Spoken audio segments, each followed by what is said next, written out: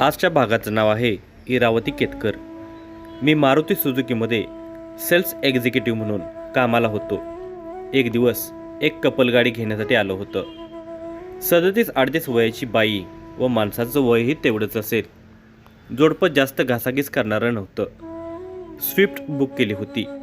Booking फॉर्मवर नाव लिहिलं इरावती केतकर। पहिल्या 15 मिनिटाच्या संवादात ते दोघे बहीणभाऊ असल्याचा खुलासा झाला।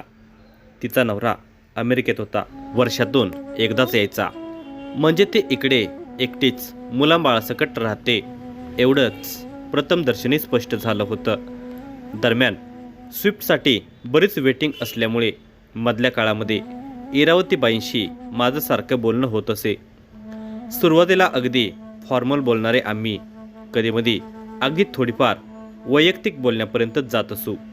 बघता बघता तिची गाडी आली। तिच्या घरी डिलिव्हरी देण्याचं काम माझ्यावरच सोपवण्यात आलं होतं। ती गाडी घ्यायला जरी आली होती, पण घरापर्यंत गाडी मीच चालवणार होतो। मधल्या प्रचंड गप्पामुळे आज हे नातं जरा जुनं वाटत होतं। गप्पा मारत मारत आम्ही एकदाचे इरावतीच्या घरी पोचलो। सायंकाळी 7:30ची वेळ असावी।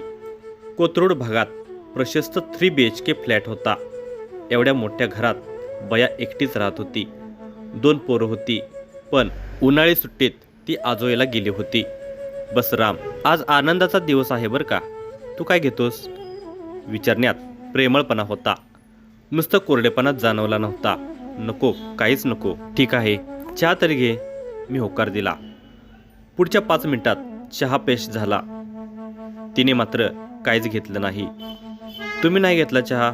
मी तिला विचारले। अगदी माझ्या डोळ्यात डोळं घालून ती म्हणाली, काय तो मूर्ख प्रश्न विचारतो? अशात तिने मिसळलेली नजर वर मान करून परत एकदा डोळ्यात भिडवून म्हणाली, आज मी ड्रिंक घेणार आहे। तसं आनंदाचा क्षण असला की मी घरीच ड्रिंक घेते। माझ्या नवऱ्याने ही सवय लावली, मला आवडतं। बाईने ड्रिंक घेणे माझ्यासाठी नवीन नव्हतंच, पण तिच्या या बोलण्यात उपहास जाणवला। तिने माझी खिल्ली उडवली असं मला वाटू लागलं, पण उपाय नव्हता, तर एक मर्दाने उत्तर देणे अपरिहार्य होते। अगदी आनंदाच्या क्षणी ड्रिंक असावंच, मी बोलून गेलो। मुद्दा म्हणून हा खडा टाकला। हे वाक्य बोलतो तेव्हा ती फ्रीजमधून काहीतरी काढत होती। तो दरवाजा तसाच ठेवून माझ्याकडे मान वळवून केतकर बाई म्हणाल्या, अरे वा, तू पण घेतोस म्हणजे? मग चहा कशाला घेतला? एक ड्रिंकच होऊन जाऊ दे। नात्यातलं नाविन्य एका झटक्यात झटकून तिने झिंगण्याची ऑफर दिली। मी तर वाटच पाहत होतो। अगदी होऊन द्या एक। बाईने फ्रीज तसाच बंद केला। वाईनची बॉटल आणि ग्लास घेऊन आली। 2 लार्ज बनवून आम्ही मनसोक्त बसलो पीत।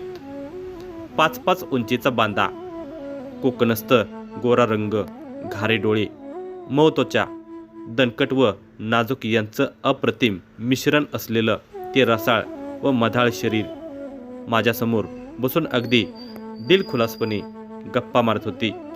एक सिप मारत होती। बघता बघता आम्ही 2-2 लार्ज व 1 स्मॉल असा कोटा रिचवला। आता त्याच्या डोळ्यात धुंदी होती। मी मात्र अजून 2 लार्ज पिण्याच्या तयारीत होतो। दारूची नशा चढता चढता ती केव्हा माझा हात हातात धरून गप्पा मारू लागली हे कळलंच नाही। मी हळूच तिचा हात दाबू लागलो। तिने प्रतिकार केलाच नाही।